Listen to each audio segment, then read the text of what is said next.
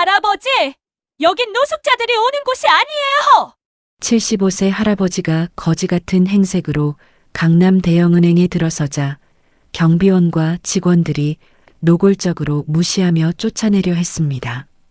할아버지가 1억 원을 출금하겠다고 하자 사람들은 더욱 비웃었죠. 냄새난다며 코를 막는 고객들, 정신병원에 연락드릴까요? 라고 말하는 직원들. 할아버지는 결국 노숙자 신고 위협까지 받으며 강제로 쫓겨났습니다. 하지만 이것은 시작에 불과했습니다. 과연 이 할아버지에게 무슨 일이 일어났을까요? 강남역 근처 대형은행 앞 오전 10시가 조금 넘은 화요일이었습니다. 이곳은 평소라면 명품 정장을 차려입은 직장인들과 고급 핸드백을 든 부인들, 그리고 값비싼 시계를 찬 사업가들이 분주하게 오가는 곳이었어요. 깔끔한 유리창으로 이루어진 은행 건물은 마치 성처럼 웅장했고 입구 앞에 놓인 화분들도 하나하나가 정성스럽게 관리되어 있었습니다. 하지만 오늘따라 이 모든 풍경과 전혀 어울리지 않는 모습의 할아버지 한 분이 나타났습니다. 마치 다른 세상에서 온 사람처럼 말이에요. 75세로 보이는 그 할아버지는 너덜너덜하게 해진 검은색 점퍼를 입고 계셨어요. 원래는 괜찮은 옷이었을지도 모르겠지만 지금은 소매 부분에 실밥이 풀어져 있었고 여기저기 기름때가 탄 자국들이 선명했습니다. 특히 가슴 부분에는 음식을 흘린 듯한 얼룩들이 여러 개 있어서 언제부터 그런 옷을 입고 계신 건지 짐작하기 어려웠어요. 발에는 한때는 갈색이었을 것 같은 슬리퍼를 신고 계셨는데 이제는 색깔조차 알아보기 힘들 정도로 낡았어요.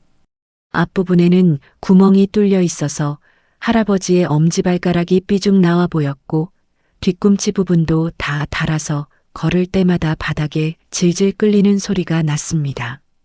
할아버지의 한 손에는 여러 번 사용해서 찌그러진 흰색 플라스틱 봉지가 들려 있었어요.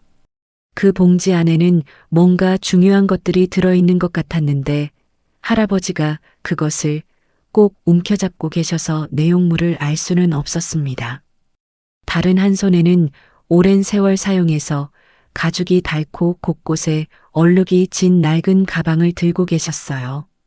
그 가방도 원래는 괜찮은 것이었을 텐데 지금은 모서리가 해지고 손잡이 부분도 거의 끊어질 것 같아 보였습니다.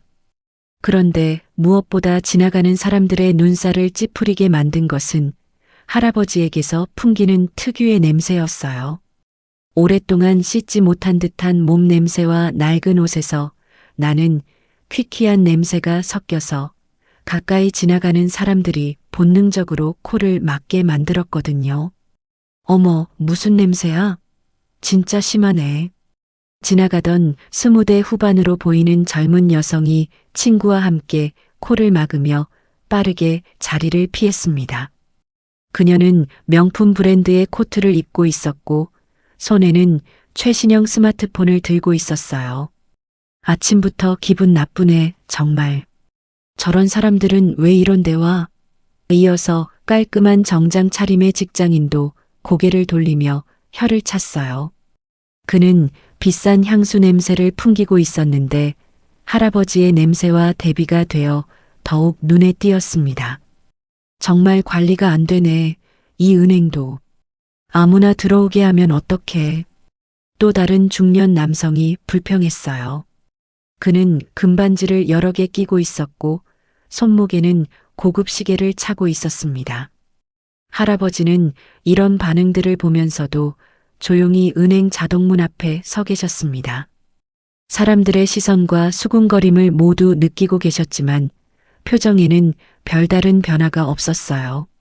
마치 이런 일에 익숙해진 것처럼 말이에요. 그런데 자세히 보니 할아버지가 망설이고 계시는 것 같았어요. 은행 입구를 바라보며 한 걸음 앞으로 나아갔다가 다시 뒤로 물러서기를 몇 번 반복하셨거든요. 마치 자신이 이런 곳에 들어가도 되는지 확신이 서지 않는 것처럼 보였습니다. 여기가 맞나? 이런 곳에 내가 들어가도 되는 건가? 너무 번듯한데. 할아버지는 작은 소리로 혼잣말을 하시며 깊은 한숨을 쉬셨습니다. 그 한숨 소리에는 오랜 세월의 피로와 걱정이 담겨 있었어요. 그리고 다시 한번 플라스틱 봉지를 꼭 움켜잡으셨습니다. 그 봉지 안에 무엇이 들어있는지는 알 수 없었지만 할아버지에게는 매우 소중한 것들이 담겨 있는 것 같았어요. 손자만큼은 꼭 의사로 만들어주고 싶은데 이 할아버지가 해줄 수 있는 마지막 일인데 할아버지의 목소리에는 간절함이 배어 있었습니다. 떨리는 목소리였지만 그 안에는 확고한 의지가 담겨 있었어요. 오늘 할아버지가 이 은행에 온 이유는 다름 아닌 손자의 꿈을 이루기 위한 밑거름을 현금으로 출금하기 위해서였거든요. 할아버지는 잠시 하늘을 올려다보셨어요. 구름 한 점 없는 맑은 하늘이었지만 할아버지의 마음은 복잡했습니다. 우리 손자가 어렸을 때부터 되고 싶은 꿈이 있었는데 이 할아버지가 꼭 도와주고 싶어? 할아버지의 눈가에 이슬이 맺혔어요. 손자를 생각하니 가슴이 벅차올랐거든요. 그 아이가 얼마나 공부를 열심히 했는지, 얼마나 착한 아이인지를 생각하니 무엇이든 해주고 싶었습니다. 주변 사람들이 할아버지를 보며 고개를 저어도 심지어 노골적으로 피해가도 할아버지는 꿋꿋하게 서 계셨습니다. 손자를 생각하는 마음만으로는 어떤 시선도 견딜 수 있으셨거든요. 저 할아버지 왜 저기 서 계시지? 한 행인이 궁금해했어요. 은행에 무슨 일로 오신 건가? 저런 차림으로? 다른 사람이 의아해했습니다. 하지만 할아버지는 신경 쓰지 않으셨어요. 오직 손자 생각뿐이었거든요. 그래, 이 정도는 참을 수 있어. 우리 손자를 위해서라면. 이런 시선쯤이야 아무것도 아니야. 할아버지는 마침내 결심을 굳히시고 은행 자동문을 향해 천천히 걸어가셨습니다. 낡은 슬리퍼가 바닥에 질질 끌리는 소리가 났지만 할아버지의 걸음은 의연했어요. 하지만 그때 할아버지는 몰랐습니다. 이곳에서 자신이 어떤 대우를 받게 될지, 그리고 그 모든 일들이 얼마나 큰 반전으로 이어질지는 상상도 하지 못하셨거든요. 할아버지가 생각하기에 오늘은 단순히 손자를 위해 돈을 찾는 날일 뿐이었어요. 자동문이 천천히 열리면서 시원한 에어컨 바람이 할아버지를 맞이했습니다. 동시에 은행 안에서는 차가운 시선들이 할아버지를 기다리고 있었어요. 오늘 하루가 할아버지에게 어떤 의미가 될지 아직은 아무도 몰랐습니다. 자동문이 부드럽게 열리면서 할아버지가 은행 내부로 들어서자 시원한 에어컨 바람이 얼굴을 스쳤습니다.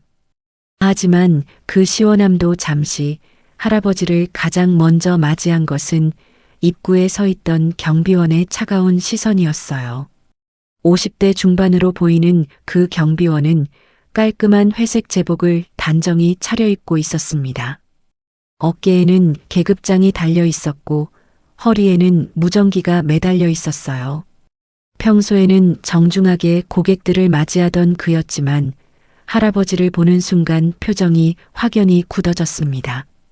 경비원은 할아버지를 위에서 아래까지 천천히 훑어보았어요. 너덜너덜한 검은 점퍼, 구멍난 슬리퍼, 그리고 무엇보다 코를 찌르는 그 냄새. 경비원의 얼굴에는 노골적인 불쾌감이 드러났습니다. 잠깐만요, 어르신. 경비원이 할아버지 앞을 가로막았어요. 목소리는 일단 예의를 갖추고 있었지만 그 안에는 분명한 경고의 의미가 담겨 있었습니다. 여기가 어떤 곳인지 아시나요? 경비원의 눈빛이 날카로워졌어요. 이런 차림으로 오시면 안 됩니다.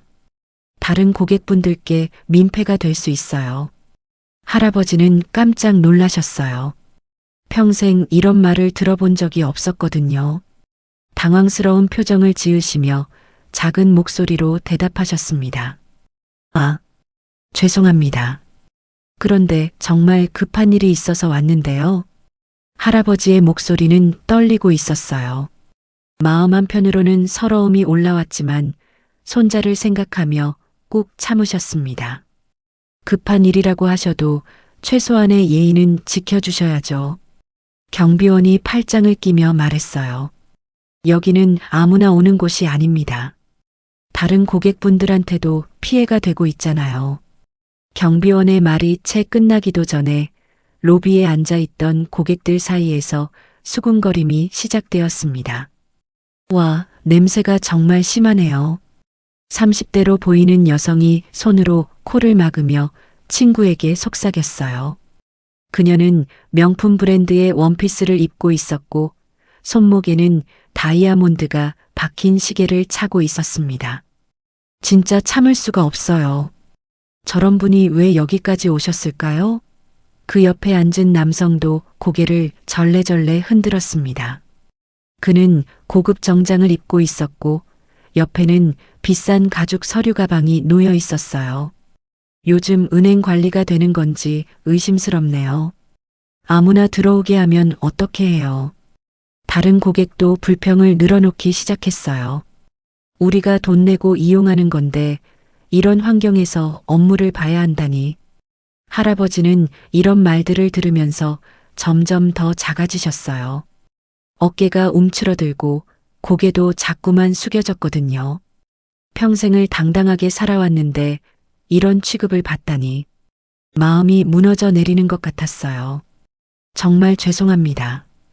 빨리 볼일만 보고 가겠습니다. 할아버지는 경비원에게 조심스럽게 말씀드렸어요. 목소리에는 간절함이 배어 있었습니다. 하지만 경비원은 여전히 못마땅한 표정이었어요. 그래도 규정이라는 게 있으니까. 아무튼 다른 고객분들한테 피해 주지 마시고 최대한 빨리 볼일 보시고 나가주세요. 할아버지는 고개를 끄덕이시고 번호표 발급기가 있는 곳으로 향하셨습니다. 낡은 슬리퍼가 대리석 바닥에 질질 끌리는 소리가 로비 전체에 울려 퍼졌어요. 그 소리조차 다른 고객들에게는 불쾌하게 들렸나 봅니다.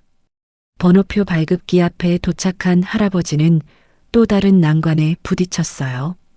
최신식 터치스크린 기계였는데 할아버지에게는 완전히 새로운 세계의 물건이었거든요. 이걸 어떻게 하는 거지? 어디를 눌러야 하는 건가? 할아버지는 화면을 이리저리 만져보셨지만 번호표가 나오지 않았어요. 화면에는 여러 가지 메뉴가 있었는데 어떤 것을 선택해야 할지 전혀 알 수 없었습니다. 입금, 출금, 대출, 이게 다 뭐지? 할아버지가 헤매고 계시는 동안 뒤에 줄을 선 젊은 사람들이 점점 짜증을 내기 시작했어요. 아이고, 빨리 좀 해주세요. 시간 없는데. 20대로 보이는 직장인이 크게 한숨을 쉬며 말했어요. 그는 최신형 스마트폰을 보면서 시간을 확인하고 있었습니다. 진짜 답답하네. 모르시면 직원한테 물어보시든가요. 다른 젊은 여성도 불만을 표시했어요. 우리도 급한데 언제까지 기다려야 하는 거예요? 할아버지는 더욱 당황하셨어요. 손이 떨리기 시작했고 이마에는 식은땀이 맺혔습니다. 주변에서 쏟아지는 시선들과 불평들이 할아버지를 더욱 위축시켰어요.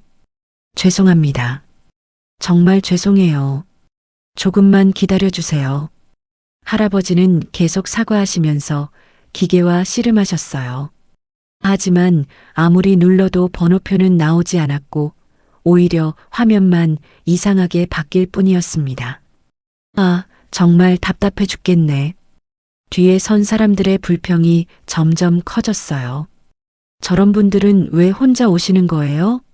가족이라도 같이 와야 하는 거 아닌가요? 진짜 시간만 잡아먹고 다른 은행 가야겠어요. 할아버지는 이런 말들을 들으면서 마음이 점점 더 무거워졌어요. 손자를 위해 참고 왔는데 벌써부터 이런 대우를 받다니. 앞이 막막했습니다. 마침내 참다 못한 젊은 직장인 한 명이 나서서 기계를 대신 조작해 주었어요. 어휴, 답답해서. 자, 여기 누르시고 이거 선택하시면 됩니다.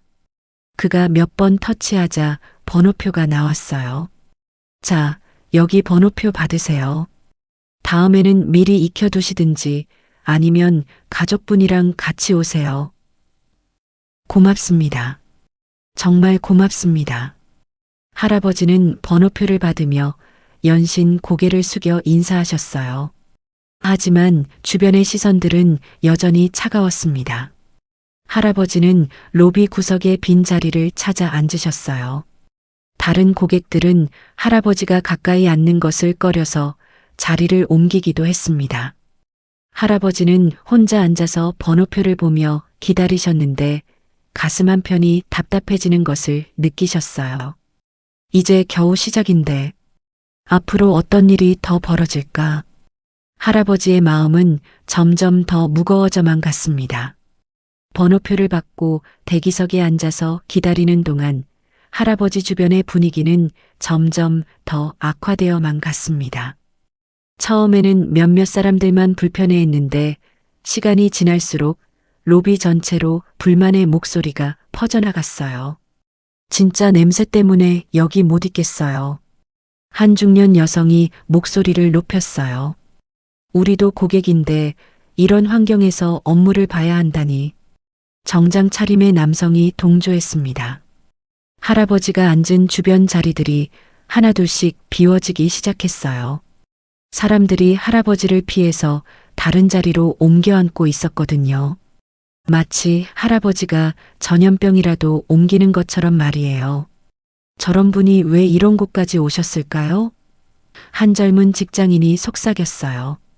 아무래도 정신이 온전하지 않으신 것 같은데요. 다른 사람이 맞장구 쳤습니다. 할아버지는 이런 소리들을 다 들으면서도 꾹 참고 계셨어요. 손자 생각만 하면서 말이에요. 가슴이 아팠지만 이런 일로 포기할 수는 없었거든요. 시계를 보니 벌써 30분이 넘게 기다리고 있었어요. 할아버지의 번호는 17번이었는데 아직 12번까지밖에 호출되지 않았습니다. 다른 고객들은 계속해서 수군거렸고 할아버지는 점점 더 위축되어 갔어요. 정말 관리가 안 되네요. 이 은행도.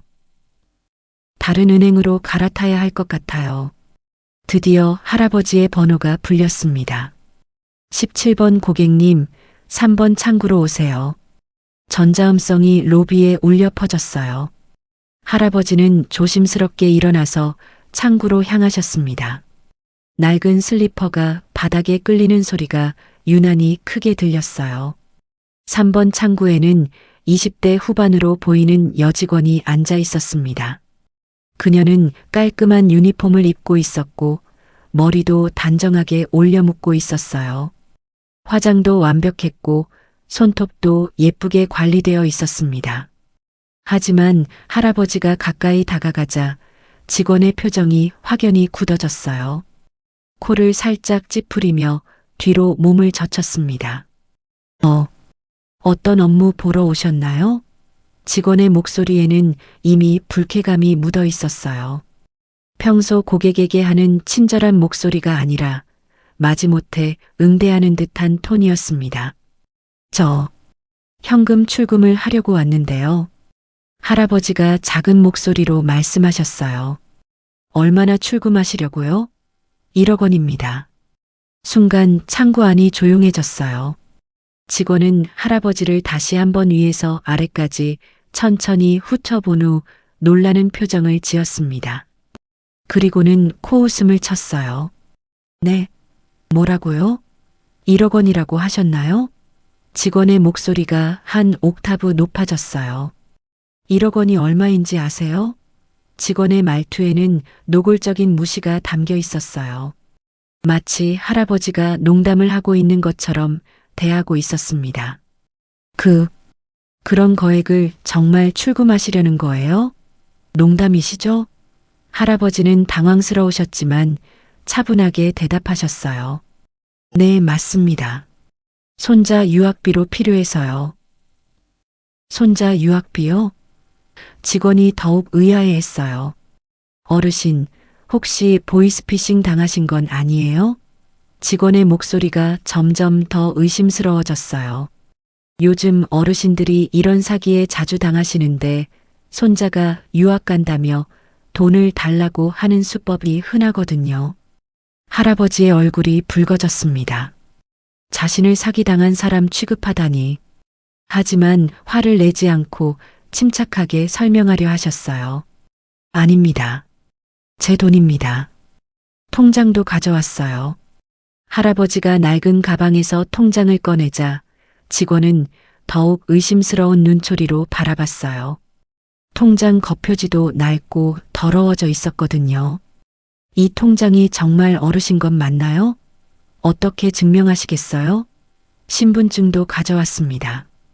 할아버지가 신분증을 꺼내자 직원은 그것도 의심스럽게 보았어요. 잠깐만요. 직원이 옆에 있던 동료에게 눈짓을 했어요. 이거 좀 이상한데. 주변에서 이 상황을 지켜보던 다른 고객들이 수군거리기 시작했어요. 아, 역시 그런 거구나. 한 사람이 말했어요. 저런 분이 1억이 어디 있겠어요. 다른 사람이 동조했습니다. 불쌍하네, 사기 당하신 것 같은데. 또 다른 고객이 동정하는 척했어요. 할아버지의 얼굴이 점점 더 붉어졌습니다. 하지만 화를 내지 않고 침착하게 설명하려 하셨어요. 정말 제 돈입니다. 제가 평생 모은 돈이에요. 그때 옆에서 지켜보던 과장급으로 보이는 남자 직원이 나타났습니다. 40대 초반의 그는 안경을 쓰고 있었고 정장 위에 명찰을 달고 있었어요. 무슨 일이에요? 과장이 창구 직원에게 물었어요. 이 할아버지가 1억 원 출금하겠다고 하시는데 아무래도 보이스피싱 당하신 것 같아요. 과장은 할아버지를 한번 쓱 보더니 황당하다는 듯이 웃었어요. 할아버지, 지금 정신이 온전하세요? 과장의 말에 할아버지의 표정이 확연히 변했습니다. 지금까지 참고 참던 분노가 서서히 올라오는 게 느껴졌어요. 지금 뭐라고 하신 거예요? 할아버지의 목소리가 떨렸어요. 하지만 과장은 전혀 개의치 않았습니다. 혹시 치매기가 있으시거나 정신병원에서 나오신 거 아니에요? 이런 상태로 1억 원 운운하시면 다른 고객들한테도 피해잖아요. 이 말을 듣는 순간 할아버지는 참을성의 한계에 도달하고 있었습니다. 주먹이 절로 쥐어졌고 온몸이 떨리기 시작했어요. 과장의 모욕적인 말이 끝나기가 무섭게 로비 저편에서 중후하고 권위 있는 목소리가 들려왔습니다. 지점장이 나타난 것이었어요. 50대 초반의 지점장은 고급 정장을 반듯하게 차려입고 있었고 프랑스산 금태 안경 너머로 날카롭고 차가운 눈빛을 보내고 있었어요. 그의 손목에는 스위스 명품 시계가 반짝이고 있었고 발걸음 하나하나도 자신감으로 가득했습니다. 월급쟁이지만 이 지점에서만큼은 왕과 같은 존재였거든요. 여기서 무슨 소동입니까? 고객들이 다 보고 있는데. 지점장의 목소리에는 불쾌감이 가득했어요. 자신의 지점에서 이런 일이 벌어지는 것 자체가 체면이 깎이는 일이었거든요. 과장이 급히 다가가서 상황을 설명했습니다. 지점장님, 저 할아버지가 1억 원 출금하겠다면서 계속 우기고 있어요. 아무리 봐도 정신 상태가 온전하지 않은 것 같은데 말이 안 통합니다. 지점장은 할아버지를 한번 쓱 훑어보더니 짜증스럽게 혀를 찼어요. 그의 표정에는 노골적인 혐오감이 드러나 있었습니다. 이런 분이 여기까지 어떻게 들어온 거예요? 경비는 뭘 하고 있는 거야? 이런 게 바로 관리 부족이라고 하는 거 아닙니까? 지점장은 목소리를 높여 경비원을 호출했어요. 김경비원, 여기 좀 와보세요. 경비원이 달려오자 지점장이 화난 목소리로 말했어요. 이런 분을 왜 들여보낸 거예요? 다른 고객들이 얼마나 불쾌해하는지 모르겠어요? 죄송합니다, 지점장님. 앞으로 더욱 신경 쓰겠습니다. 지점장은 이제 할아버지를 향해 더욱 차가운 목소리로 말했습니다. 할아버지, 여기는 장난치는 곳이 아닙니다. 이런 식으로 업무 방해하시면 바로 노숙자 신고하겠어요. 노숙자 신고라는 말이 나오자 할아버지의 얼굴이 창백해졌습니다. 75년을 살면서 이런 모욕은 처음 받아보셨거든요. 가슴이 답답해지고 목이 메어왔습니다. 지금 저를 노숙자라고 하신 건가요? 할아버지의 목소리가 떨렸습니다. 분노보다는 깊은 상처가 느껴졌어요. 하지만 지점장은 전혀 개의치 않았습니다. 그럼 뭐예요? 이 차림새로 1억 원 운운하면서 여기서 소란 피우면 그게 뭔가요? 정상적인 행동이라고 생각하세요? 지점장이 손짓을 하자 경비원 2명이 더 달려왔습니다. 이제 총 3명의 경비원이 할아버지를 둘러쌌어요. 경비원들, 이분 좀 정중하게 모셔내 드려요. 다른 고객들한테 계속 피해가고 있지 않습니까? 네, 알겠습니다. 경비원들이 할아버지의 양팔을 잡으려 하자 할아버지는 천천히 고개를 들어 지점장을 똑바로 바라보셨어요. 그 눈빛에는 깊은 실망과 서러움이 가득했습니다. 꼭 이렇게까지 하셔야 하는 건가요? 저도 사람입니다.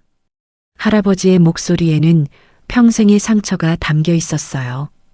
분노보다는 서러움이 더 컸거든요. 지금까지 성실하게 살아왔는데 겉모습 때문에 이런 대우를 받다니. 규정이니까 어쩔 수 없어요. 이해해 주시기 바랍니다.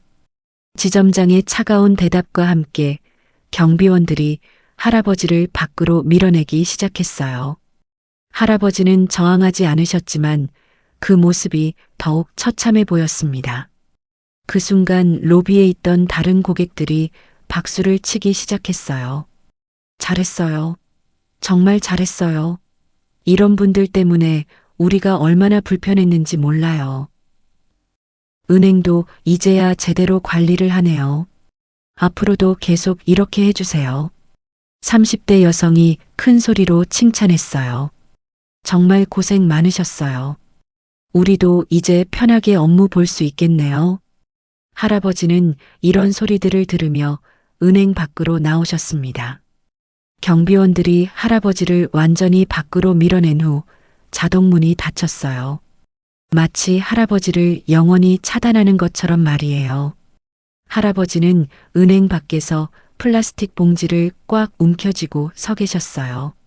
손이 너무 떨리고 있었지만 여전히 화를 내지는 않으셨습니다. 다만 깊은 한숨만 연달아 내쉬셨어요. 이런 식으로 사람을 대하는구나. 돈이 없으면 사람도 아닌 건가. 할아버지는 쓴웃음을 지으며 천천히 버스 정류장 방향으로 걸어가셨어요. 발걸음이 무겁고 느렸습니다. 평생 이런 굴욕을 받아본 적이 없었거든요. 버스 정류장에 앉아서 할아버지는 한참 동안 멍하니 앞만 바라보고 계셨습니다.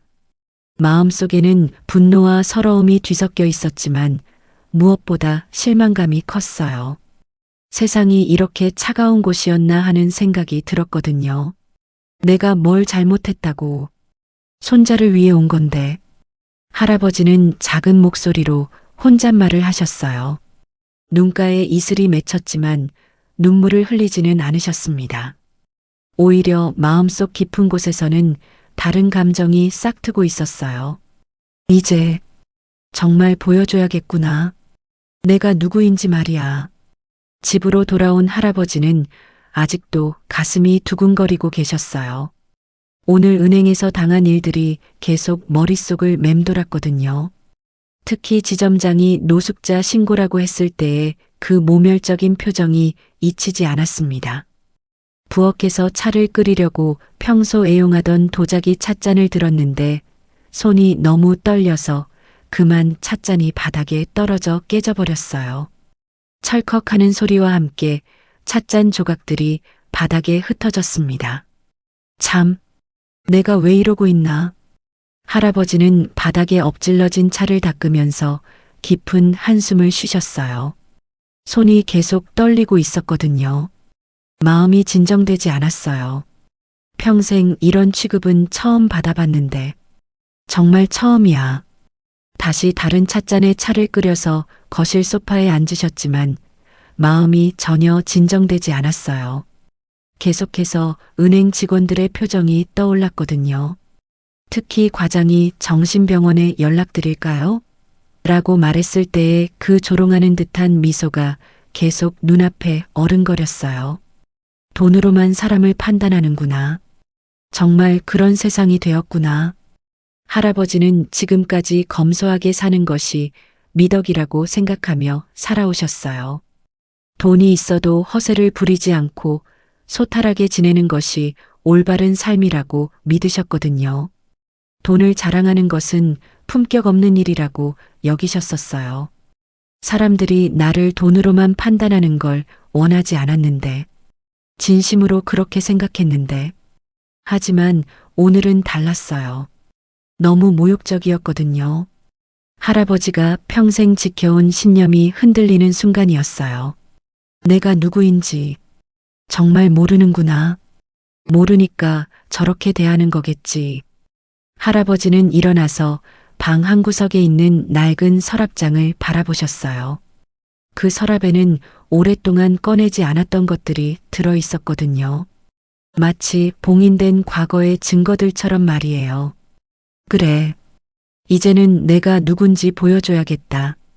할아버지는 마침내 결심을 하시고 무거운 발걸음으로 서랍을 열었습니다. 서랍을 열자 오래된 종이 냄새와 함께 먼지가 조금 날렸어요. 정말 오랫동안 열어보지 않았던 서랍이었거든요. 첫 번째로 나온 것은 30년 전 강남 개발 기념식 때 찍은 사진이었어요. 크기도 큰 액자에 들어있던 사진이었는데 사진 속에는 젊은 할아버지가 당시 대통령과 악수를 하는 모습이 담겨 있었습니다. 할아버지의 표정은 자신감으로 가득했고 주변에는 정부 고위 인사들과 재계 거물들이 둘러서 있었어요.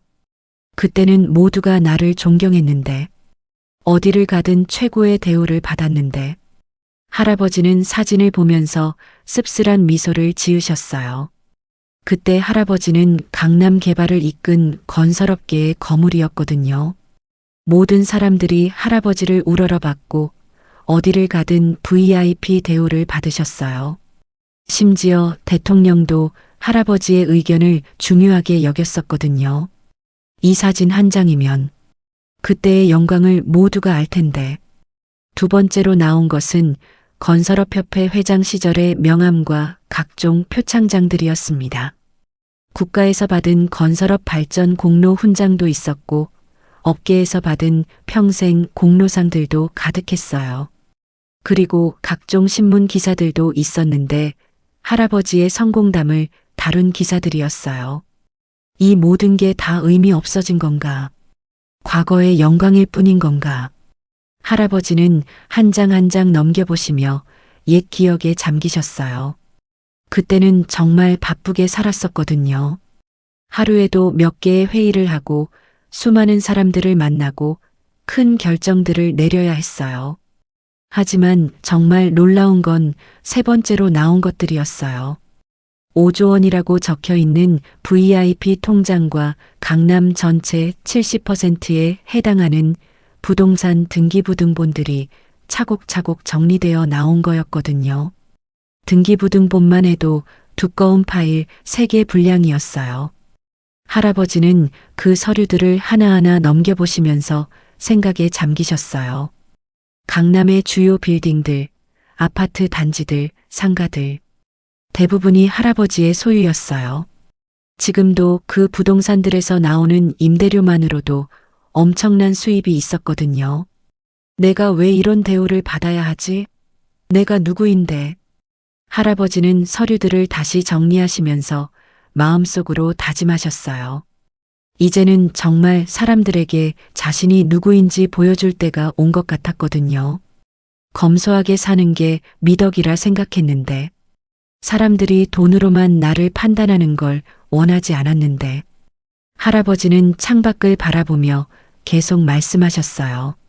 하지만 오늘은 달랐다. 너무 모욕적이었어. 이제는 내가 나설 차례야. 다음 날 아침 할아버지는 평소보다 훨씬 일찍 일어나셨어요. 새벽 5시부터 잠이 깨어버렸거든요. 어젯밤 내린 결심이 너무 확고해서 잠을 설쳤나 봅니다. 오늘은 자신의 진짜 모습을 보여줄 날이었으니까요. 할아버지는 먼저 깔끔하게 씻으셨어요.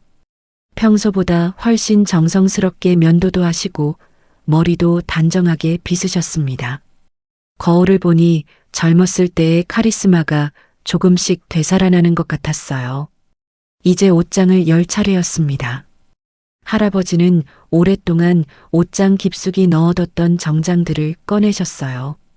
이탈리아 명품 브랜드의 깔끔하고 붓이 나는 정장들이었는데 아직도 새 것처럼 깨끗했어요. 30년 동안 한 번도 입지 않았는데도 말이에요. 할아버지는 그 중에서도 가장 품격 있어 보이는 진회색 정장을 선택하셨습니다. 고급스러운 원단이 몸에 딱 맞게 떨어졌어요. 정장을 입고 나니 완전히 다른 사람처럼 변했습니다. 어제 그 초라한 모습은 온데간데 없고 성공한 기업가의 품격이 물씬 풍겼거든요. 신발도 수십 년 동안 신지 않았던 수제 가죽신을 꺼내 신으셨어요. 이탈리아에서 주문 제작한 신발이었는데 아직도 광택이 나고 있었습니다. 구두를 신고 나니 키도 더 커 보이고 걸음걸이도 당당해졌어요. 거울 앞에 선 할아버지는 완전히 변모한 자신의 모습을 보며 잠시 감탄하셨어요. 어제의 초라한 할아버지는 온데간데 없고 카리스마 넘치는 성공한 기업가의 모습이 되어 있었거든요. 그래, 이게 진짜 내 모습이지. 할아버지는 작은 목소리로 중얼거리며 만족스러운 미소를 지으셨어요. 이제 건설업계 인맥들의 명함을 하나씩 정리하기 시작하셨습니다. 서랍에서 나온 명함첩에는 정부 고위 인사들, 은행장들, 대기업 회장들의 명함이 가득했어요. 김 회장, 박 부총리, 정 은행장, 다들 아직 현역에 계시겠지? 할아버지는 한 장씩 명함을 넘겨보시며 옛 기억을 떠올리셨어요. 그들과 함께했던 프로젝트들, 회의들, 그리고 우정들이 생생하게 기억났거든요. 그때는 모두가 할아버지를 존경하고 따랐었어요. 그 중에서도 특히 중요한 명함 하나를 선별하셨습니다. 바로 현재 제1은행 본점장의 명함이었어요. 그는 할아버지의 오랜 친구이자 후배였거든요. 할아버지가 건설업계에서 활동할 때 많은 도움을 받았던 사람이었어요. 정 본점장, 그 친구라면 아직 기억하겠지? 할아버지는 명함을 보며 미소 지으셨어요. 정 본점장은 젊었을 때부터 할아버지를 아버지처럼 모셨거든요. 할아버지의 추천으로 은행에 취직했고 할아버지의 지원을 받아 승진을 거듭해서 지금의 자리까지 올라온 사람이었어요.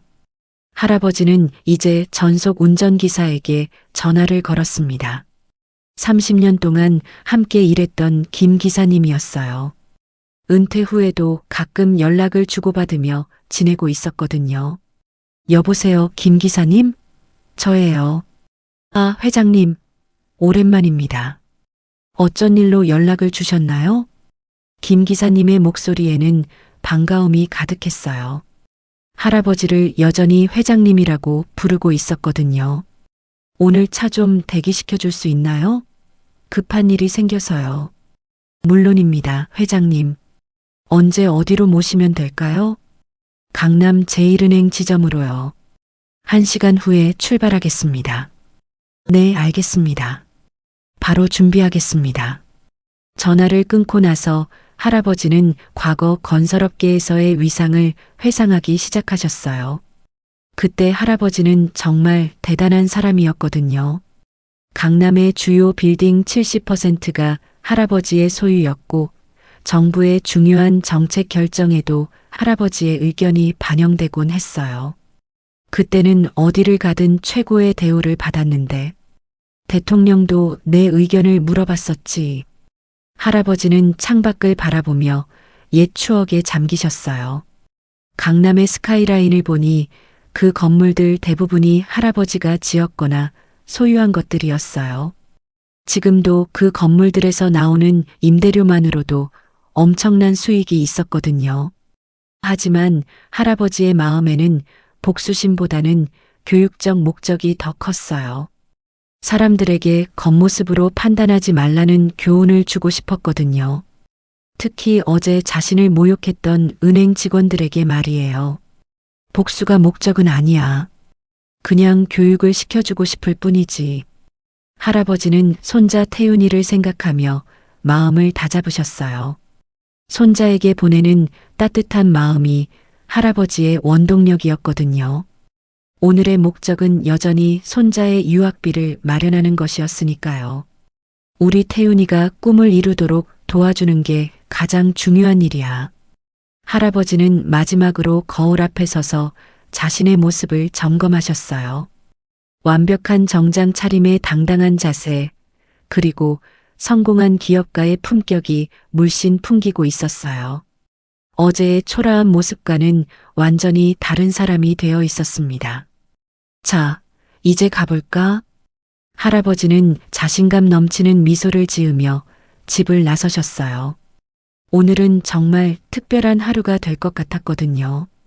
강남 제1은행 앞에 검은색 고급 세단이 조용히 정차했습니다. 벤츠 S클래스의 최고급 모델이었는데 그 차의 윤기만 봐도 보통 차가 아니라는 걸 알 수 있었어요. 주변을 지나가던 사람들도 하나둘씩 시선을 보내기 시작했습니다. 이런 차를 타는 사람이 누구일까 하는 호기심 때문이었죠. 운전석에서 내린 김 기사는 깔끔한 차코미 유니폼을 입고 있었고 30년간 할아버지를 모셔온 베테랑다운 품격이 있었어요. 그는 뒷좌석 문을 정중하게 열며 고개를 숙였습니다. 회장님, 도착했습니다. 김 기사의 목소리에는 여전히 존경심이 가득했어요. 비록 할아버지가 은퇴하신 지 오래되었지만 그에게는 영원한 회장님이었거든요. 그때 차에서 내린 분을 본 순간 주변 사람들이 모두 놀라서 발걸음을 멈춰버렸습니다. 어제 그 냄새나는 할아버지와 같은 분이라고는 도저히 믿을 수 없을 정도로 완전히 다른 모습이었거든요. 회색 정장은 몸에 완벽하게 맞았고 고급 가죽신은 햇빛에 반짝이고 있었어요. 머리도 단정하게 정리되어 있었고 면도도 깔끔하게 되어 있었습니다. 무엇보다 그분에게서 풍기는 아우라가 완전히 달랐어요. 어제의 위축되고 초라한 모습은 온데간데 없고 성공한 기업가의 당당함과 품격이 온몸에서 느껴졌거든요. 할아버지는 천천히 은행 입구를 향해 걸어가셨습니다. 걸음걸이도 완전히 달랐어요. 어제의 구부정하고 조심스러운 모습이 아니라 당당하고 여유로운 걸음이었거든요. 마치 이 모든 곳이 자신의 것인 양 자신감이 넘쳤습니다. 자동문이 열리자 할아버지가 들어오셨는데 로비에 있던 사람들의 시선이 모두 할아버지에게 집중되었어요. 하지만 어제와는 완전히 다른 시선이었습니다. 존경과 호기심, 그리고 약간의 경외감까지 섞인 시선들이었어요. 입구에 있던 경비원은 처음에는 누구인지 몰라봤어요. 하지만 자세히 보니 어제 그 할아버지 같기도 하고, 하지만 이렇게 다를 수가 있을까요? 경비원은 혼란스러운 표정을 지었습니다. 저분이 어제 그분 같기도 하고, 아닌 것 같기도 하고, 경비원은 작은 소리로 혼잣말을 했어요. 어제의 초라한 할아버지와 지금의 당당한 신사가 같은 사람이라고는 도저히 믿어지지 않았거든요. 로비에서 업무를 보던 다른 고객들도 웅성거리기 시작했습니다. 와, 저분 누구세요? 정말 품격이 있으시네. 차도 대단하고 아무나 아닌 것 같은데 분위기가 정말 다르시네요. 대기업 회장님 같아요. 할아버지는 이런 반응들을 보며 조용한 미소를 지으셨어요. 어제와는 정반대의 대우를 받고 있었거든요. 사람들이 겉모습으로 얼마나 쉽게 판단하는지 새삼 느끼셨습니다. 그때 로비 한쪽에서 업무를 보고 있던 창구 직원이 할아버지를 보더니 깜짝 놀라며 동료에게 속삭였어요. 저분 어제 그 할아버지 아닌가? 설마, 어제 그 냄새나던 할아버지가 어떻게 저런 모습으로. 아니야, 얼굴을 자세히 보면 비슷한 것 같은데. 말도 안 돼. 어떻게 하룻밤 사이에 저렇게 변할 수 있어? 직원들은 서로 수군거리며 당황하고 있었습니다. 하지만 확신은 없었어요. 너무나 다른 모습이었거든요. 할아버지는 여유롭게 번호표 발급기 앞으로 걸어가셨습니다. 어제와는 달리 기계 사용법을 완벽하게 아시는 것처럼 능숙하게 조작하셨어요. 사실 할아버지는 원래 이런 기계들을 잘 다루실 줄 아셨거든요. 어제는 너무 당황해서 그랬을 뿐이었어요. 번호표를 받고 대기석에 앉으시자 주변 사람들이 오히려 할아버지에게 자리를 양보하려고 했어요. 어제와는 정반대의 상황이었죠. 그때 우연히도 강남 제1은행 본점에서 상무가 지점 방문을 왔습니다. 정기적인 지점 순시 차온 것이었는데 마침 할아버지가 계신 시간과 겹친 거였어요. 50대 후반의 상무는 고급 정장을 입고 있었고 지점 직원들이 모두 나와서 맞이하고 있었습니다. 그는 평소에도 권위적이고 까다로운 성격으로 유명했거든요. 오늘 지점 상황은 어떻습니까? 상무가 지점장에게 물었어요. 네, 별다른 문제 없이 잘 운영되고 있습니다. 지점장은 긴장한 목소리로 대답했습니다. 상무의 방문은 항상 스트레스였거든요. 그때 상무가 로비를 둘러보다가 할아버지를 발견했습니다. 처음에는 그냥 고급 고객 중 한 분인가 보다 생각했는데 자세히 보니 어디선가 본 것 같은 얼굴이었어요. 상무는 할아버지를 향해 몇 걸음 다가가더니 갑자기 멈춰 섰습니다. 그리고 눈을 크게 뜨며 깜짝 놀라는 표정을 지었어요. 혹시 강남개발 5호 회장님 아니십니까? 상무의 목소리가 떨리고 있었어요. 믿을 수 없다는 듯한 표정이었거든요. 그는 젊었을 때 할아버지를 몇 번 뵌 적이 있었고 업계에서는 전설적인 분으로 알고 있었거든요. 이 말을 듣는 순간 로비 전체가 조용해졌습니다. 모든 사람들의 시선이 할아버지와 상무에게 집중되었어요. 강남개발 회장이라니. 그 유명한 분 말인가요? 할아버지는 겸손한 미소를 지으며 고개를 끄덕이셨습니다. 오랜만입니다. 정상무님. 정말 회장님이시네요. 어쩐 일로 이곳에. 상무는 완전히 놀란 표정이었어요. 그리고 급히 허리를 아흔도로 깊게 숙여 인사했습니다. 로비에 있던 모든 사람들이 이 광경을 보며 웅성거리기 시작했어요. 강남개발 회장님이라고요? 그 유명한 분이신가요? 어머, 정말 대단한 분이셨구나. 지점장과 직원들도 모두 달려와서는 당황한 표정을 지었어요. 특히 어제 할아버지를 모욕했던 과장과 창구 직원은 얼굴이 창백해져 버렸습니다. 회장님, 정말 오랜만에 뵙습니다. 어쩐 일로 저희 지점에. 상무가 극진한 예의로 말했어요. 손자 유학비로 돈을 좀 찾으러 왔습니다. 별일 아니에요. 할아버지의 겸손한 대답에 상무는 더욱 놀랐어요. 손자분 유학비요? 그런 소중한 일을. 그런데 어제 뵈러 오시지 않으셨나요? 상무가 물어보자 지점장의 얼굴이 더욱 하얘졌어요.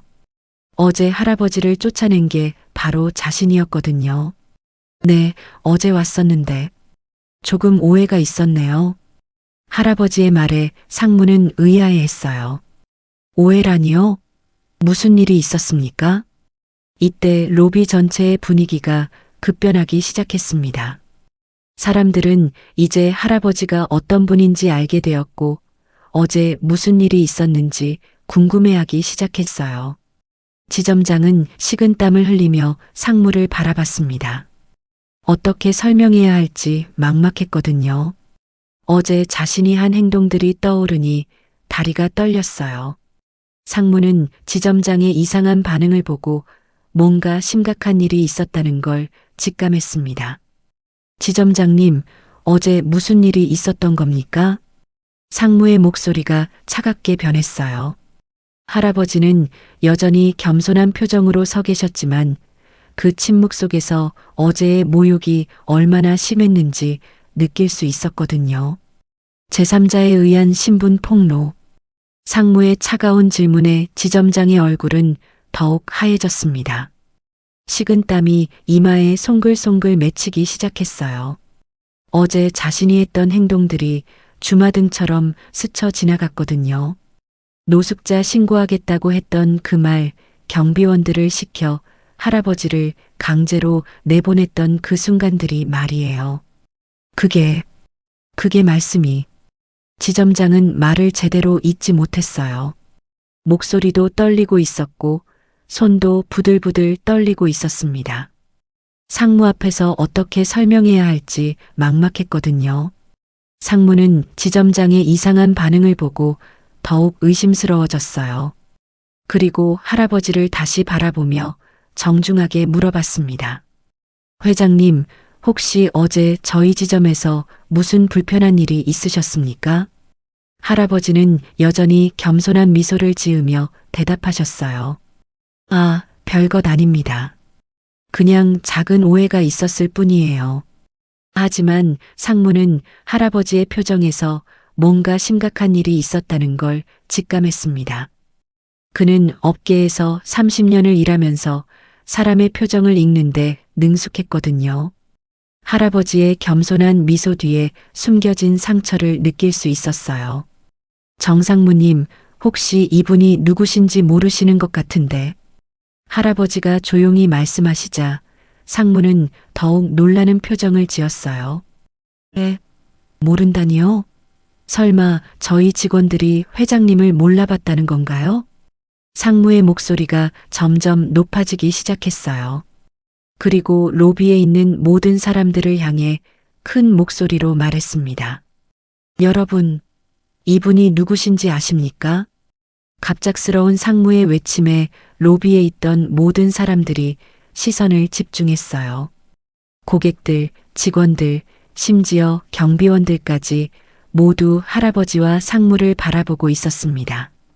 이분이 바로 그 유명한 강남개발의 아버지이신 오 회장님이십니다. 상무의 말에 로비 전체가 웅성거리기 시작했어요. 강남개발의 아버지라니. 그 전설적인 분이 여기 계신 거였나요? 상무는 계속해서 설명했어요. 이분께서 지금의 강남을 만드신 분입니다. 강남의 주요 건물 70%가 이분 소유이시고 우리 은행의 최대 주주이기도 하십니다. 이 말을 듣는 순간 어제 할아버지를 모욕했던 과장과 창구 직원의 얼굴이 창백해져 버렸어요. 다리도 후들후들 떨리기 시작했고 목소리도 나오지 않았습니다. 뭐라고요? 최대 주주라고요? 과장이 떨리는 목소리로 물어봤어요. 그렇습니다. 5조 원 규모의 자산을 가지고 계신 분이에요.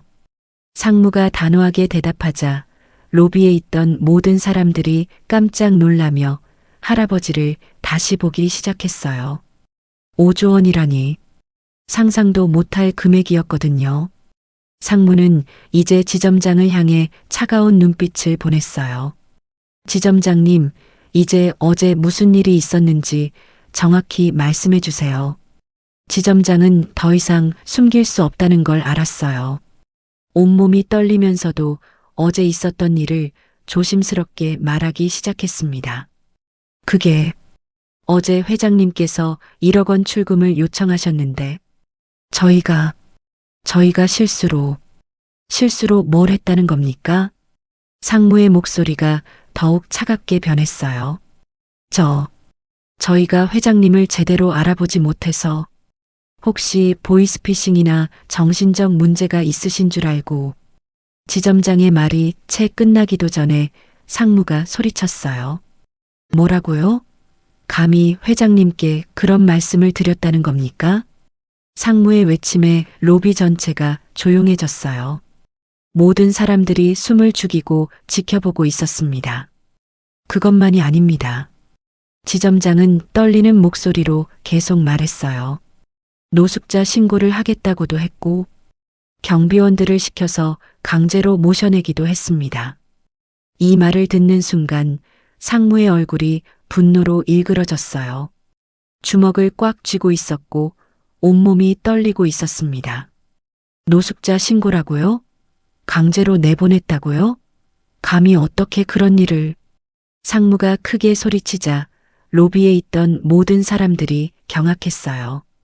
어떻게 그런 대단한 분을 노숙자 취급했다는 건지 믿을 수 없었거든요. 할아버지는 여전히 침착한 표정이었지만 어제의 굴욕이 떠올라 가슴이 아팠어요. 하지만 화를 내지는 않으셨습니다. 오히려 지점장이 불쌍해 보이기까지 했거든요. 상무는 이제 어제 할아버지를 모욕했던 과장을 향해 다가갔어요.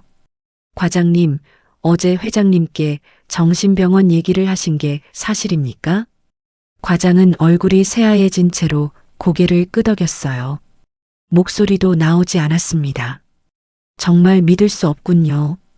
어떻게 그런 분께 그런 모독을 할 수 있었습니까? 상무의 분노는 절정에 달하고 있었어요. 그리고 창구 직원에게도 물어봤습니다.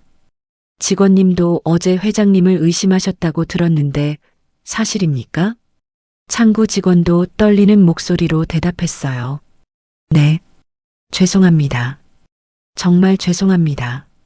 상무는 이제 로비에 있는 모든 사람들을 향해 큰 목소리로 설명하기 시작했어요.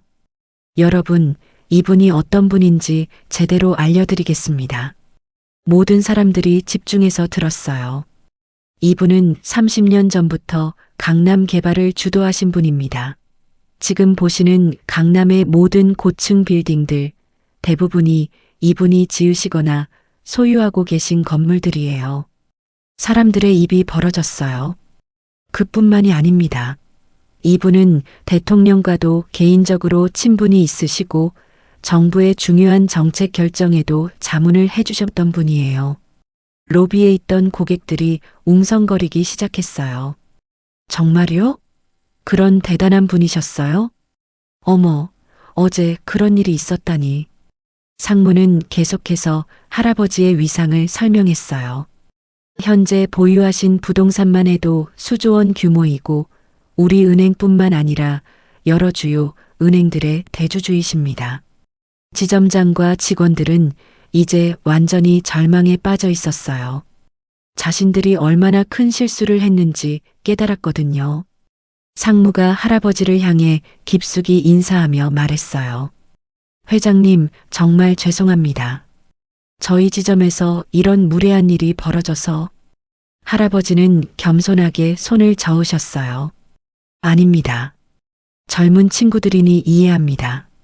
하지만 상무는 용서할 수 없다는 표정이었어요.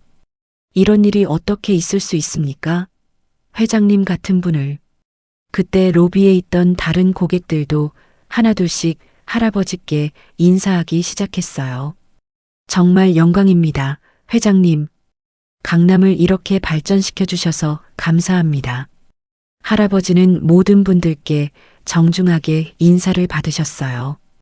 어제와는 완전히 달라진 대우였죠. 상무는 이제 지점 직원들을 모두 한 곳에 모이게 했어요. 모든 직원 여기로 오세요. 당장. 직원들이 모두 모이자 상무가 엄숙한 목소리로 말했어요. 여러분은 오늘 역사적인 교훈을 배우게 될 것입니다. 사람을 겉모습으로 판단하면 안 된다는 교훈을 말이에요. 모든 직원들이 고개를 숙이고 있었어요. 할아버지는 이 모든 상황을 지켜보며 마음이 복잡하셨어요. 복수가 목적이 아니었는데 이렇게까지 될 줄은 몰랐거든요. 상무의 엄숙한 말이 끝나자 로비 전체에 정적이 흘렀습니다. 그 정적을 깬 것은 지점장이 할아버지 앞에 무릎을 꿇는 소리였어요. 털썩하는 소리와 함께 지점장이 대리석 바닥에 무릎을 꿇었을 때 로비에 있던 모든 사람들이 숨을 죽였습니다. 회장님, 정말 죄송합니다. 지점장의 목소리는 떨리고 있었어요. 그의 이마에는 식은땀이 송글송글 맺혀 있었고 얼굴은 창백해져 있었습니다. 평소 당당하고 권위적이던 그의 모습은 온데간데 없었어요.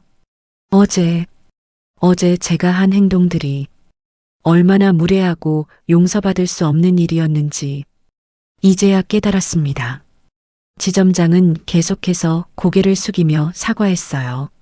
목소리에는 진심 어린 후회가 담겨 있었습니다.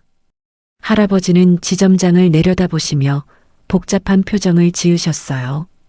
어제 그토록 모욕적인 말을 했던 사람이 지금은 자신 앞에 무릎을 꿇고 있으니 마음이 착잡하셨거든요. 그때 과장도 지점장 옆에 무릎을 꿇었습니다. 그의 다리도 후들후들 떨리고 있었어요. 회장님, 저도 정말 죄송합니다. 어제 정신병원 얘기를 한 것 정말 용서받을 수 없는 실수였습니다. 과장의 목소리는 울먹이고 있었어요. 자신이 얼마나 큰 잘못을 했는지 이제야 깨달았거든요. 이어서 어제 할아버지를 의심했던 창구 직원도 다가와서 무릎을 꿇었어요. 그녀의 눈에는 눈물이 고여 있었습니다. 회장님, 죄송합니다. 보이스피싱이라고 의심한 것 정말 용서받을 수 없는 일이었어요. 제가 너무 어리석었습니다. 창구 직원은 목이 메어서 제대로 말을 잇지 못했어요. 어제 자신이 할아버지를 바라봤던 그 경멸하는 눈빛이 얼마나 잘못된 것이었는지 뼈저리게 느꼈거든요. 상무는 이 광경을 보며 더욱 화가 났어요. 하지만 할아버지의 반응을 먼저 살펴봤습니다. 할아버지는 여전히 침착한 표정이었어요.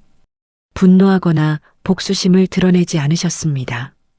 오히려 안타까운 표정으로 무릎 꿇은 사람들을 바라보고 계셨어요. 일어나세요. 할아버지의 차분한 목소리가 로비에 울려 퍼졌어요. 하지만 지점장과 직원들은 일어나지 않았습니다.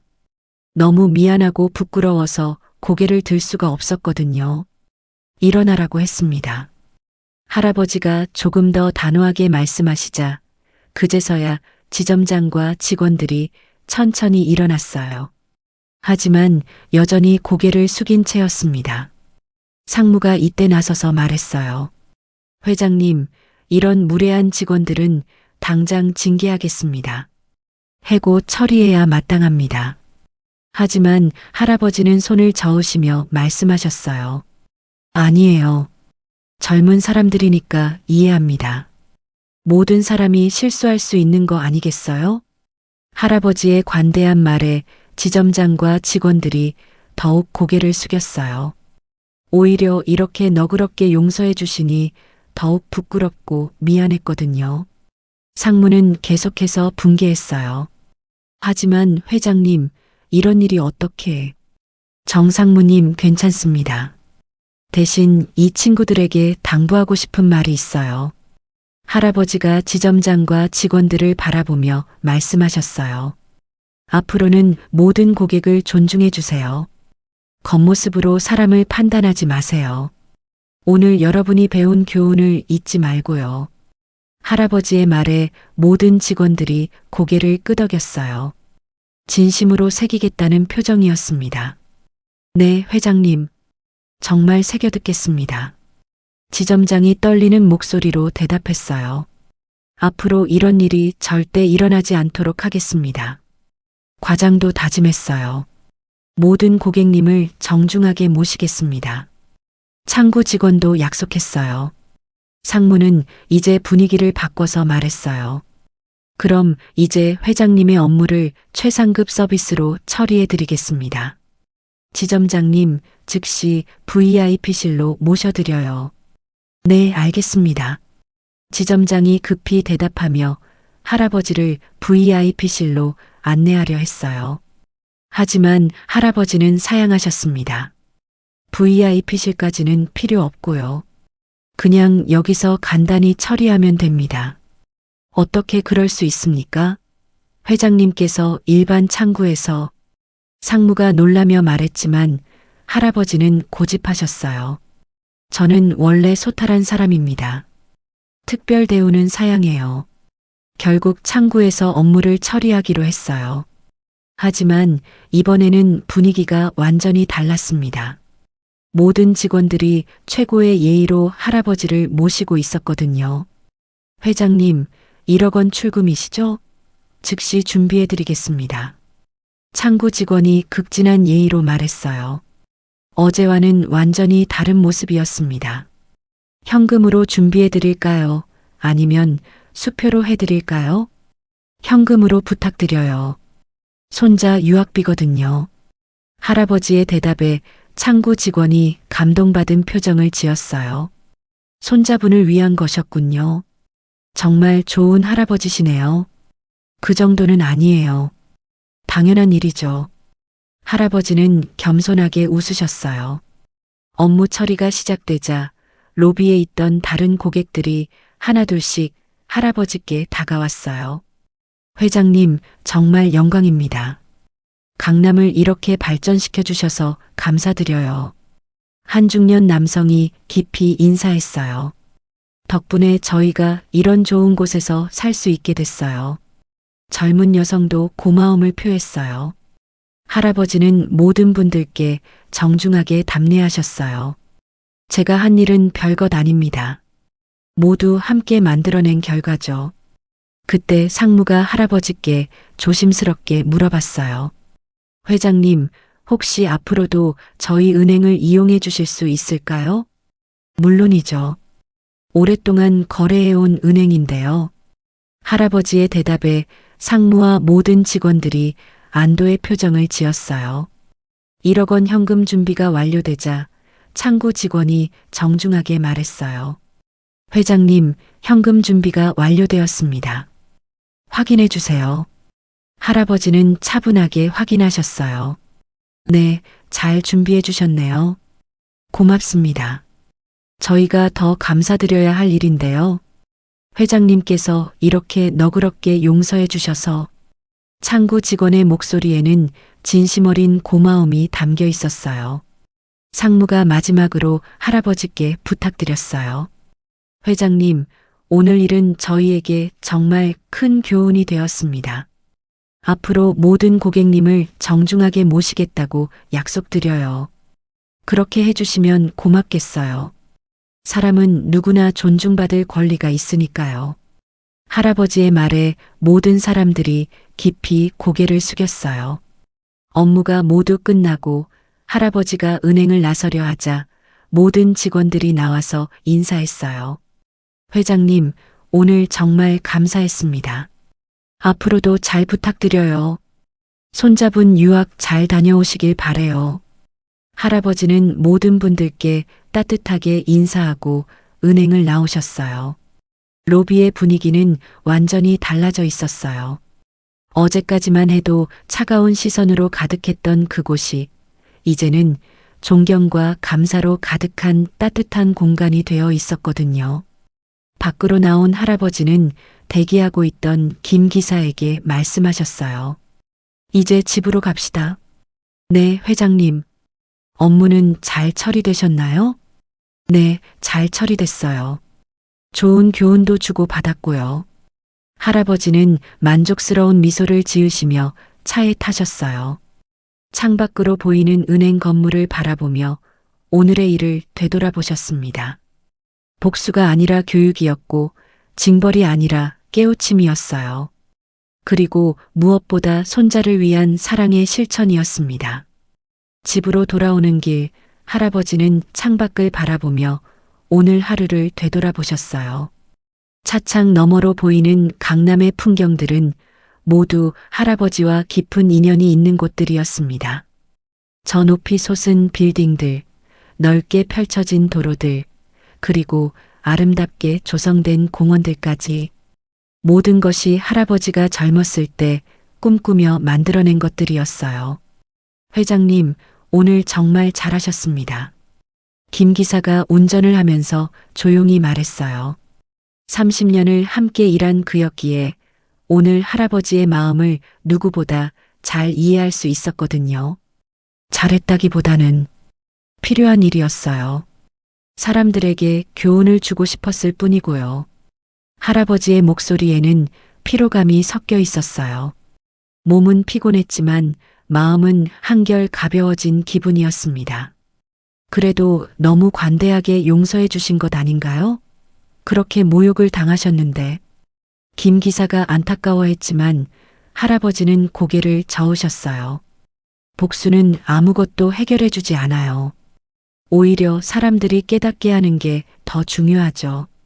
집에 도착한 할아버지는 우선 손자 태윤이에게 전화를 걸었습니다. 오늘의 가장 중요한 목적을 이뤘으니 손자에게 가장 먼저 알려주고 싶었거든요. 여보세요, 태윤아? 할아버지야.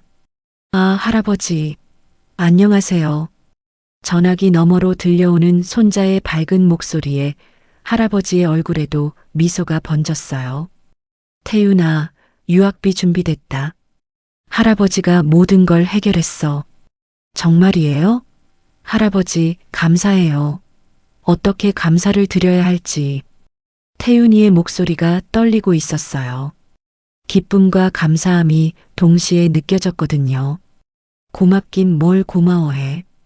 할아버지가 손자한테 해줄 수 있는 마지막 선물이야. 할아버지의 목소리에는 깊은 사랑이 담겨 있었어요. 할아버지, 정말 최고의 할아버지세요. 꼭 열심히 공부해서 훌륭한 의사가 될게요. 그래, 그렇게 해라. 할아버지가 항상 응원하고 있을 테니까. 전화를 끊고 나서 할아버지는 소파에 앉아 차를 한 잔 끓이셨어요. 오늘따라 차 맛이 유난히 달콤하게 느껴졌습니다. 손자의 꿈을 이루어줄 수 있다는 생각에 마음이 뿌듯했거든요. 그때 할아버지의 마음속에 오늘 은행에서 만났던 사람들이 떠올랐어요. 지점장, 과장, 창구 직원. 그들의 마지막 표정이 기억났습니다. 진심으로 반성하고 있는 모습들이었어요. 저 친구들이 오늘 배운 교훈을 잊지 않았으면 좋겠는데. 할아버지는 혼잣말을 하며 창밖을 바라보셨어요. 해가 서서히 지고 있었고 강남의 네온사인들이 하나둘씩 켜지기 시작했습니다. 사실 할아버지에게는 오늘의 일이 복수가 아니었어요. 교육이었죠. 사람을 겉모습으로 판단해서는 안 된다는 것, 모든 사람을 존중해야 한다는 것을 알려주고 싶었을 뿐이었거든요. 할아버지는 방에서 낡은 옷들을 다시 꺼내셨어요. 어제 입었던 그 너덜너덜한 점퍼와 구멍난 슬리퍼들을 말이에요. 정장을 벗고 다시 평상시 옷으로 갈아입으셨습니다. 거울 앞에 선 할아버지는 다시 평범한 동네 할아버지의 모습으로 돌아가 계셨어요. 화려한 정장도 고급차도 위압적인 분위기도 모두 벗어던지고 원래의 소탈한 모습으로 말이에요. 이게 내 진짜 모습이지. 거칠에는 필요할 때만 하는 거고. 할아버지는 만족스러운 표정으로 중얼거리셨어요. 권력이나 부를 과시하는 것보다는 평범하게 사는 것이 훨씬 편안하셨거든요. 저녁을 먹으며 할아버지는 오늘의 일들을 차근차근 정리해 보셨어요.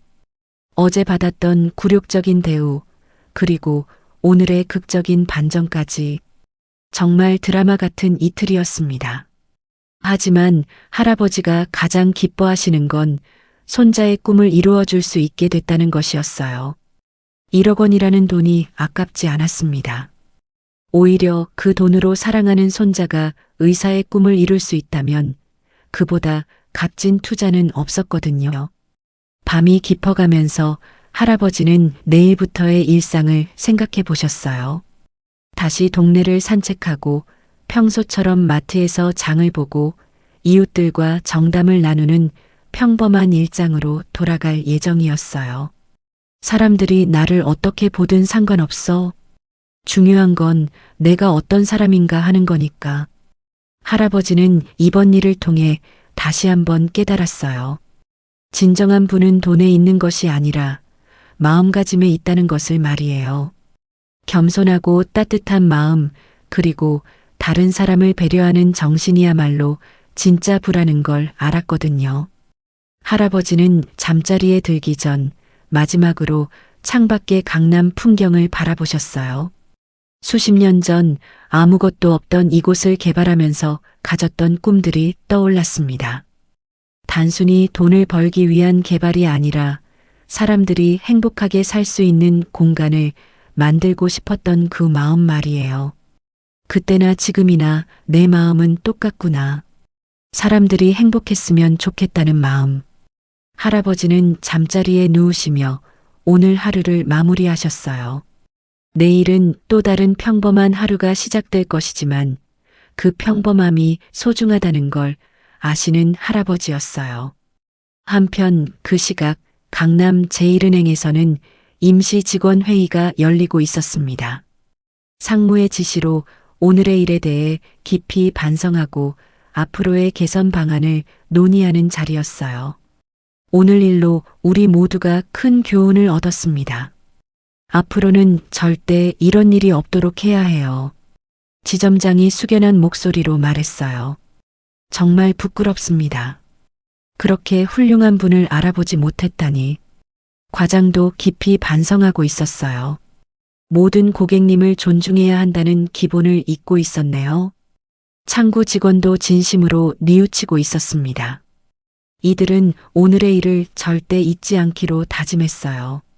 그리고 앞으로 만나는 모든 고객들을 정중하게 모시기로 약속했습니다. 겉모습이 어떻든 상관없이 모든 사람을 동등하게 대우하기로 말이에요. 며칠 후 할아버지는 평소처럼 동네를 산책하고 계셨어요. 다시 낡은 옷을 입고 평범한 동네 할아버지의 모습으로 말이에요. 지나가는 사람들도 할아버지를 그저 평범한 어르신 정도로만 생각했습니다. 하지만 할아버지는 전혀 개의치 않으셨어요. 오히려 이런 평범함이 더 편안하고 좋았거든요. 사람들의 시선에 휘둘리지 않고 자신만의 철학대로 살아가는 것이 진정한 자유라는 걸 아셨으니까요. 마트에서 장을 보며 할아버지는 점원들과 따뜻하게 인사를 나누셨어요. 그들도 할아버지를 친근한 동네 어르신으로 대해드렸습니다. 이런 자연스럽고 소박한 관계가 할아버지에게는 더 소중했어요. 집으로 돌아온 할아버지는 손자에게서 온 문자 메시지를 확인하셨어요. 할아버지, 유학 준비 잘하고 있어요. 정말 감사합니다. 꼭 훌륭한 의사가 되어서 할아버지를 자랑스럽게 해드릴게요. 할아버지의 얼굴에 환한 미소가 번졌어요. 손자가 행복해하는 모습을 상상하니 가슴이 따뜻해졌거든요. 저녁 노을이 질 무렵 할아버지는 작은 정원에 앉아 차를 마시며 하루를 마무리하셨어요. 평범한 하루였지만 그 평범함 속에서 진정한 행복을 느끼고 계셨습니다. 진정한 부는 마음가짐에서 나오는 거구나. 겉모습이 아니라. 할아버지는 혼잣말을 하며 미소 지으셨어요. 오늘도 배운 게 있는 하루였습니다. 나이가 들어도 여전히 배우고 성장할 수 있다는 것, 그리고 가장 소중한 건 사랑하는 사람들과의 관계라는 것을 말이에요. 이렇게 할아버지의 특별했던 이틀은 평범한 일상으로 돌아갔습니다. 하지만 그 속에서 많은 사람들이 소중한 교훈을 얻었어요. 사람을 겉모습으로 판단해서는 안 된다는 것, 그리고 모든 사람에게는 존중받을 권리가 있다는 것을 말이에요. 할아버지는 여전히 소탈하고 겸손한 삶을 이어가고 계셨습니다. 그리고 그런 할아버지의 모습이야말로 진정한 품격이었어요. 이런 일들이 우리 주변에서도 일어나고 있을지도 모릅니다. 겉모습만으로 사람을 판단하는 일들 말이에요. 더 많은 놀라운 실화가 궁금하시다면 구독과 좋아요 부탁드립니다. 다음 이야기도 여러분을 깜짝 놀라게 할 거예요.